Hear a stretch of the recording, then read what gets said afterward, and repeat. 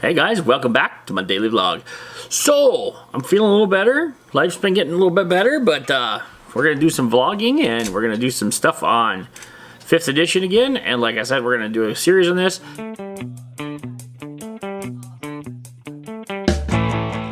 And we're starting with the Player's Handbook and what it's all about. So, what is the Player's Handbook? Well, exactly what it sounds like. It is the Player's Handbook. It is meant for players, reference guide, and DMs also, to build characters and have access to spells and whatever else that comes out of the book. Should all players have one? Ideally, all players should have one, but it's not necessary. I mean, you could pass one or two of them around the table. It'll be okay. It's not ideal, like I said. It's ideal if everybody has their own copy, so they can reference their characters whenever they need to. They can reference their their spells, their stats, you know, what different things happen when, blah blah blah blah blah. So, what is in the spell? What is in the Player's Handbook? Well, that's pretty simple actually. This book was set up to be pretty much alphabetical order for everything. This book gives you a step-by-step how to create characters.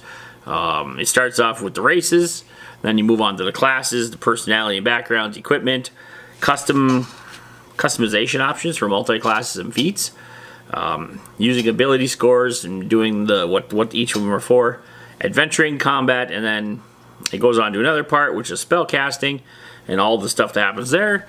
Then you got some appendixes which will be like conditions, gods of the multiverse, planes of existence, creature statistics, inspirational reading, you know, and in the end, of course, is an index and then a copy of the character sheet that you would use to make a character.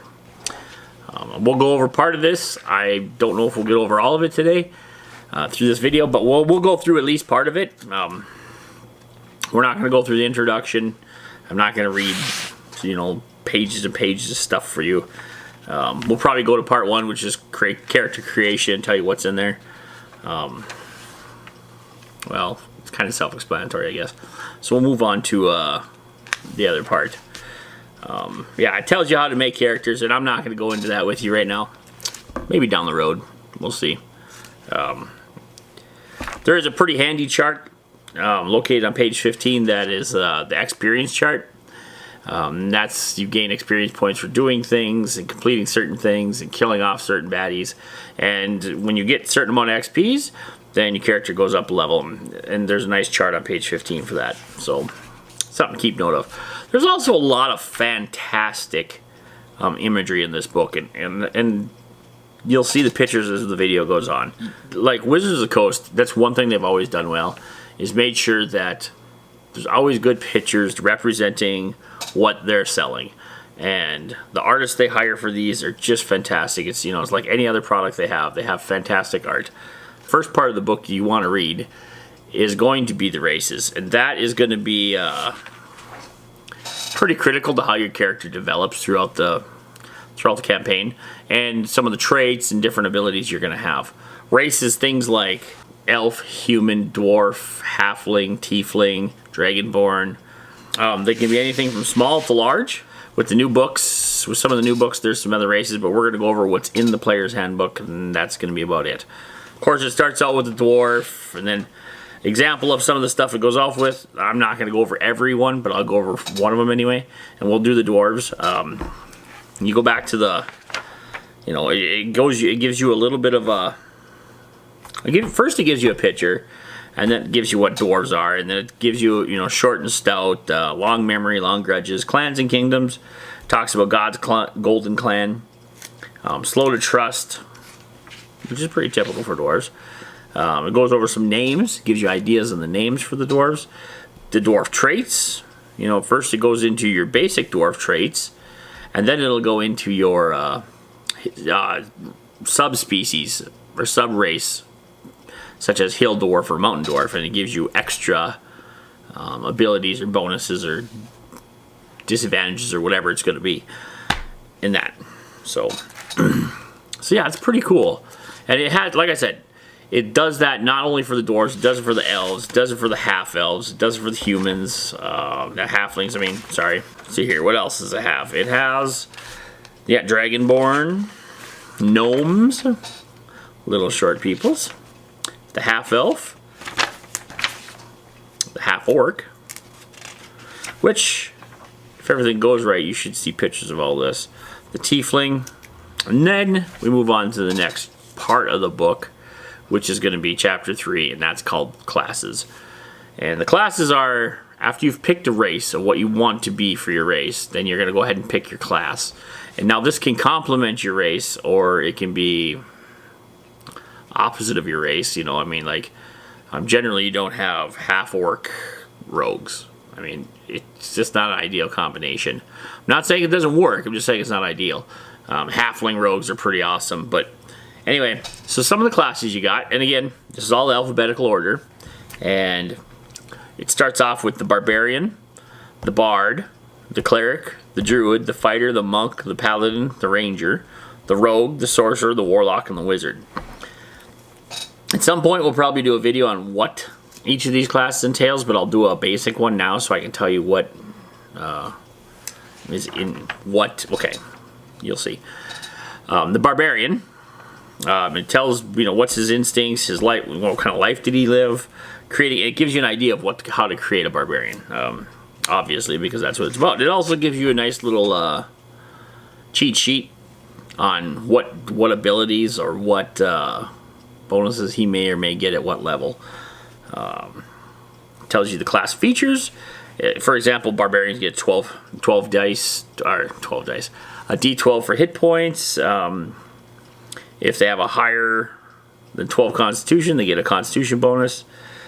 And then it shows the proficiencies of each character, equipment you start with, and then your class defining abilities. In Barbarian's case, it's rage, and then armor, defense, reckless attack, and then a second level, or well, that's the second level, is reckless attack, and then danger sense, and then at third level, the barbarian switches into what's called a primal path, and that can be any number of other things, and I'm not going to go over that in detail with this video. So yeah, and then it next goes on to the bard. It goes on to the cleric, the druid. Let's see here. I believe the fighter would be next. The monk, the paladin, the ranger, the rogue, the wizard, the warlock, and the sorcerer, the warlock, and the wizard.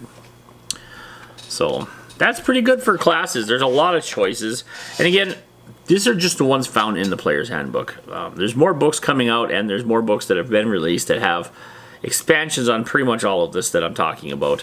This is just for the 5th edition basic Player's Handbook. If there's never another Player's Handbook made, I'll do a review on that one also. Then we move on to inspiration.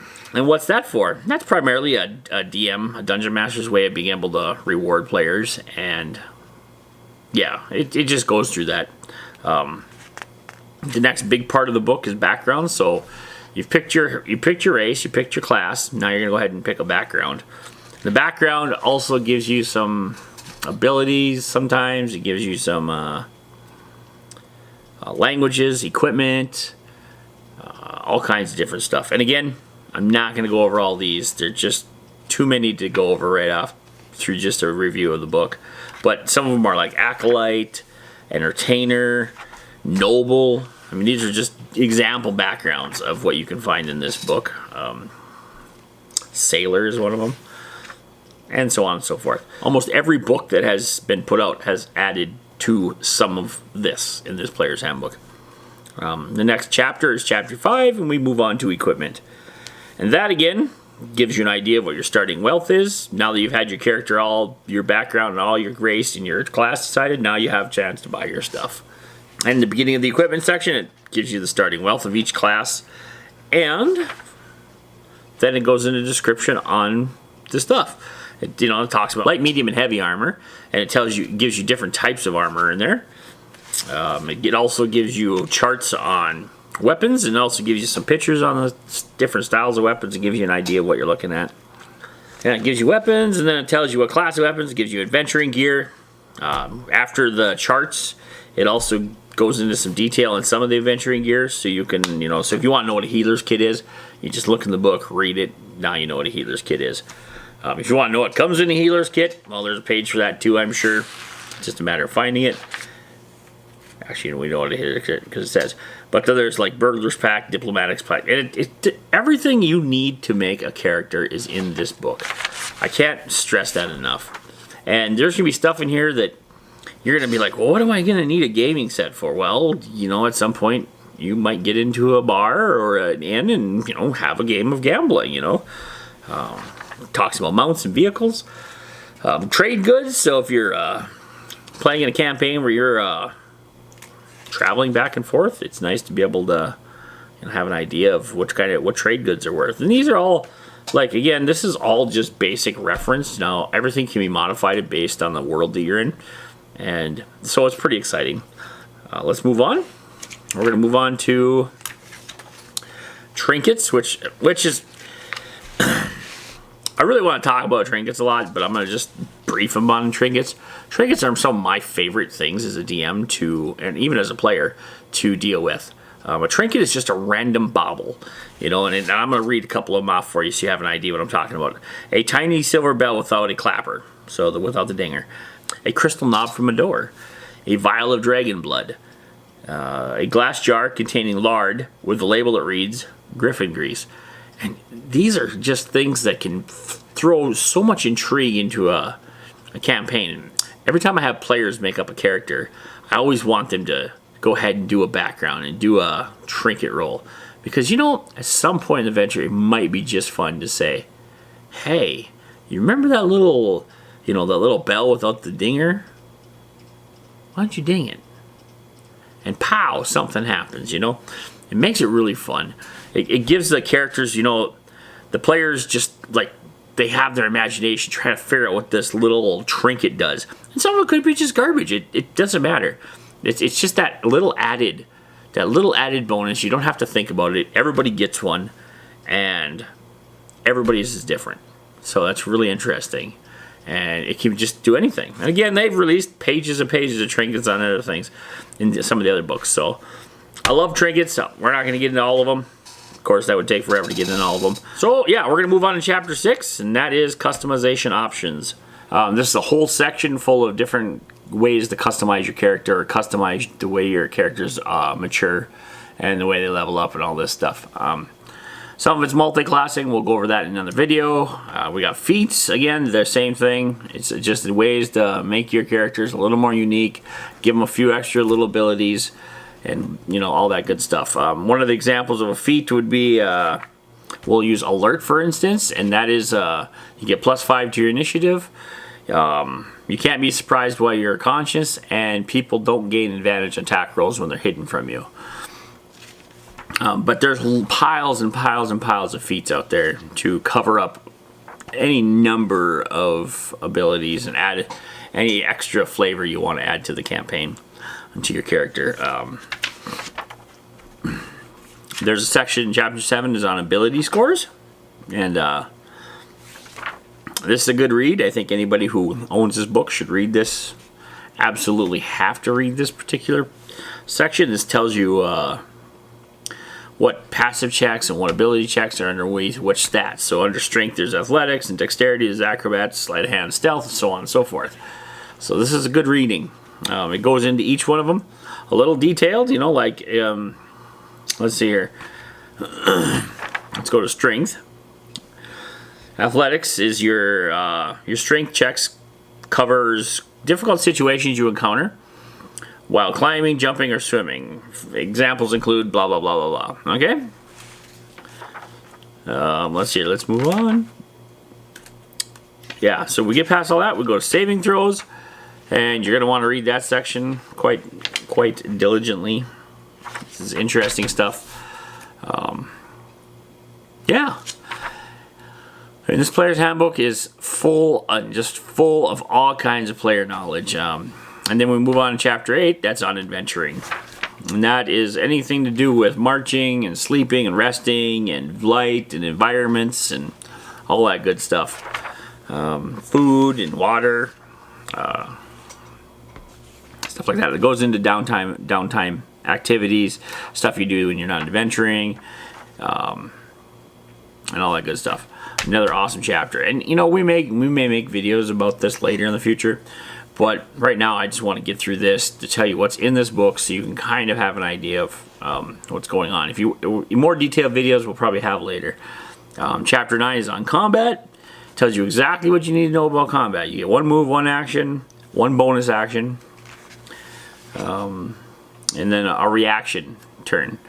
And that's about the limits of it. It has different size categories again, and different actions you can take that are like official actions.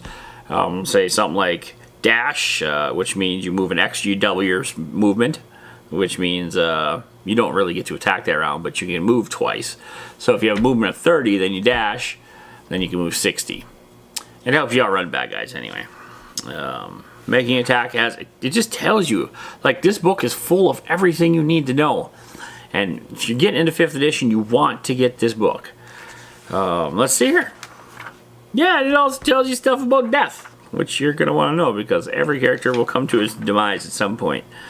Chapter 10 is all about spellcasting, and yes, the book, basically the whole butt end of this book is full of spells, and every kind of spell from pretty much every class that has the ability to use them.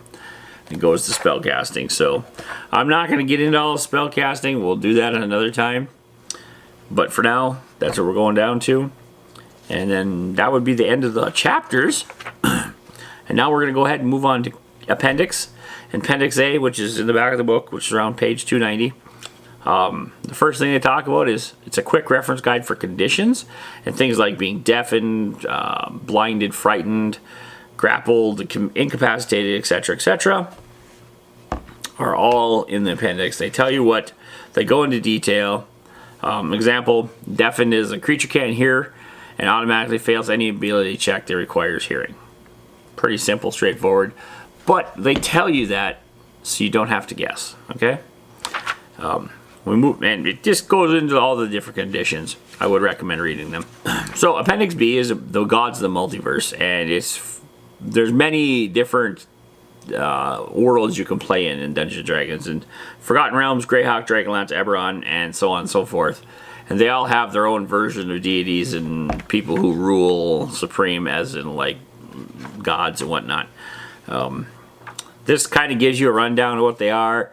It gives you a rundown of how their alignments work with what their beliefs are, and so on and so forth. It's kind of an interesting read. If you throw that stuff into your campaign, you're going to definitely want this. If you're a priest, you're probably going to want to read up on this a little bit. Your DM may very well use this in the future. So yeah, I'm not going to get into much more on this. Appendix C is on the planes of existence. We've talked about that in other videos, and we will talk. Javen or I will talk about this in a upcoming video, and so it'll be exciting. And then of course the back of the books is creature statistics, and these are mostly beasts. And this is really helpful for things like druids, so they know what kind of beast they can shapeshift into right away and all that good stuff. Appendix E, inspirational reading.